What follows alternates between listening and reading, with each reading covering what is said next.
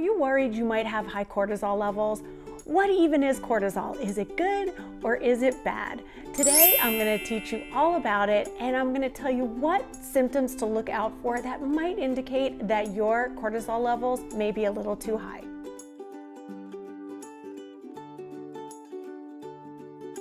Welcome to Boom 50 Fitness, your channel for all things health and fitness in your 50s and beyond. My name's Regan, and today we're talking about cortisol. Cortisol plays a huge role in your body's stress response system. So if your cortisol levels are too high, you may be experiencing symptoms like extreme fatigue, acne, and belly fat accumulation. Boom, right there. Everybody has high cortisol levels from time to time, and your cortisol levels will vary throughout the day depending on how much stress your body is under. But don't worry, it's just your body's natural response to any sort of threat or even danger. But if your body is consistently making too much cortisol, it might be an indication of an underlying health problem. Many doctors will refer to high cortisol levels as Cushing's syndrome or hypercortisolism. Ooh, that's a mouthful. Let me start out by saying I am not a doctor. My degree is in exercise physiology. So if anything that I am talking about today sounds familiar or something that you're worried about, I would highly recommend making an appointment with your doctor and getting everything checked out. So what is cortisol? We hear so much about it these days. It's actually a steroid hormone that's made in your adrenal glands. But it's actually the hypothalamus pituitary adrenal axis that controls how much your body releases. And most of the cells in your body have cortisol receptors. And those cells use cortisol for a variety of functions, such as blood sugar regulation, inflammation reduction, metabolism regulation, and even memory formulation. Cortisol is actually really important for your health, but too much of it can actually harm your body and cause a lot of unwanted symptoms. So what are the symptoms of high cortisol? High cortisol can cause a number of symptoms throughout the body, and symptoms can vary depending on what is actually causing the high cortisol levels. So let me go over all of them. I mentioned a few earlier, but it's a pretty long list. Number 1, weight gain around the midsection and the back. Number 2, weight gain and rounding of the face. Number 3, acne. Number 4, easy bruising. Number 5, a flushed face. Number 6, slow healing. Number 7, muscle weakness. Number 8, extreme fatigue. Number 9, irritability. Number 10, difficulty concentrating. Number 11, high blood pressure. And number 12, headaches. Now that you know all the symptoms, let's go over what causes high cortisol levels. I touched on this briefly earlier, but let's get into a little bit more detail.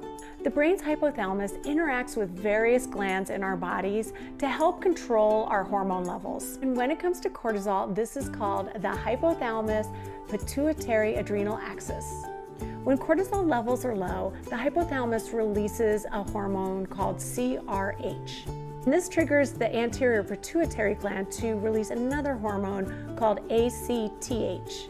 ACTH then causes the adrenal gland to produce and release more cortisol. Now let's go over why the adrenal gland may release more cortisol. All right, you knew this was coming, so let's talk about it first. Stress. Stress triggers a combination of signals from hormones to your nerves. These signals cause your adrenal glands to release hormones, including adrenaline and cortisol.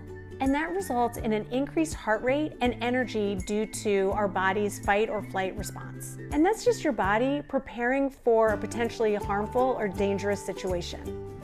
So once that threat passes, your body's hormones will return back to their normal levels, unless you're under constant stress, and then the response just might not turn off. Long-term exposure to cortisol and other stress hormones can negatively affect all your body's processes. And this can increase your risk of health issues such as heart disease, lung issues, obesity, anxiety, and so much more.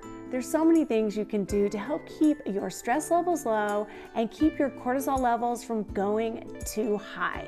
And I've mentioned these in lots of other videos, but walking, yoga, getting a great night's sleep, meditation. Those are all great ways to help keep the stress levels low. In fact, I meditate every single day and it has been life-changing. And I will go ahead and link up here or down below the Headspace app. That is what I use for my meditation practice, and it's awesome. Okay, moving on. Another thing that could be causing your cortisol level to spike could be pituitary gland issues. Do y'all know much about the pituitary gland? Well, let me share what I know. It is located at the base of the brain, and some people refer to it as the master gland because it monitors and controls many of the body's functions by regulating hormones. So issues with the pituitary gland can cause it to overproduce or underproduce hormones, including ACTH, which then causes the adrenal glands to produce more cortisol. So if you think your stress levels are low, it could be your pituitary gland. So you definitely want to get that checked out. And the last thing I'll mention when it comes to high cortisol levels is it could be caused by certain medications you may be taking.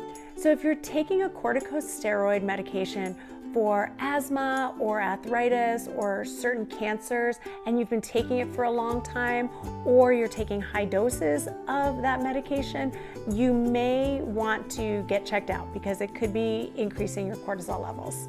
Some of the corticosteroids that you might know by name would be prednisone or cortisone. So whatever corticosteroid you might be taking, it might take a little trial and error to find the right dose that does not cause high cortisol levels. So if you think it's a medication that could be causing your high cortisol levels, I would strongly recommend checking with your doctor. So basically, if you think you have high cortisol, don't know what's causing the high cortisol, you should definitely go check with your doctor and get a blood test done. I just want to say that poorly managed high cortisol levels can really take a toll on your health.